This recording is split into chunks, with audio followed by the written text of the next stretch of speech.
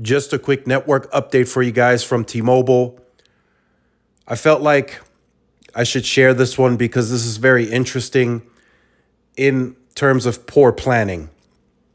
So, Fort Collins, Colorado approves recently a temporary T-Mobile cell tower to improve service. So this will be a CAL, a cell on wheels that will be placed in this area of poor service to get the service back on par where it used to be. Now, what I mean by used to be, T-Mobile used to have a 4G LTE tower in the area of this poor service now.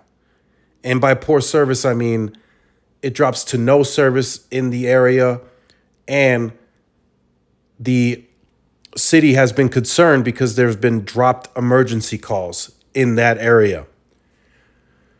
So this was all due to a poor planning from T-Mobile. So T-Mobile did not renegotiate a lease term in the area where the site was co-located, but they also didn't plan or reach or send in a permit with zoning. So when the lease was up of the site had to be removed. And T-Mobile left that area with bad service. And now the city had to approve a temporary site at 1800 East Harmony Road so the company and its customers could have adequate service in that area. And now that T-Mobile has finally decided to plan for a new site, it's going to take about 6 months or so for them to get that new site up. This one will have 5G, of course, but they now have to leave that temporary site up for 6 months to give that area adequate service and no longer having no service drops or dropped emergency calls. So just wanted to point this out. I'll leave the article in the description down below so you guys could check it out.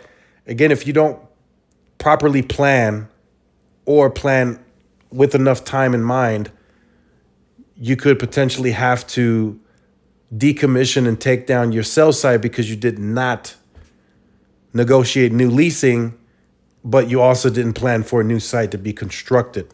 And this is exactly what happened in this case. So I just wanted to share that with you briefly. And again, I will leave this in the article. This article in the description down below. So the story of why T-Mobile needs a temporary tower is complicated. So the electricity provider used to allow wireless providers to co-locate their towers on electricity equipment. It was a useful option for wireless providers because the transmission equipment provided the height needed for wireless equipment for the zoning laws, and use code can make it difficult to build a freestanding tower outside of that area. And then it goes on and on and on, and it'll tell you T-Mobile didn't extend the lease to 2018 and 19 because the company hadn't secured a new location yet.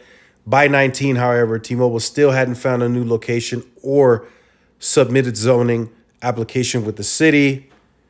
And then the site just had to be removed. When they didn't reach any new agreements, they had to remove the site. And like I just mentioned, service was poor in the area. So check out the article in the description down below. Let me know what you think about that in the comment section. Again, poor planning can hinder companies from moving in the right direction. And this, of course, is poor planning. Make sure you guys like, share, and subscribe to the channel. Follow my social media outlets for more updates and interactions. Thanks again for watching. This is Tyrone with Tech Live, and I will see you guys in the next one. Peace.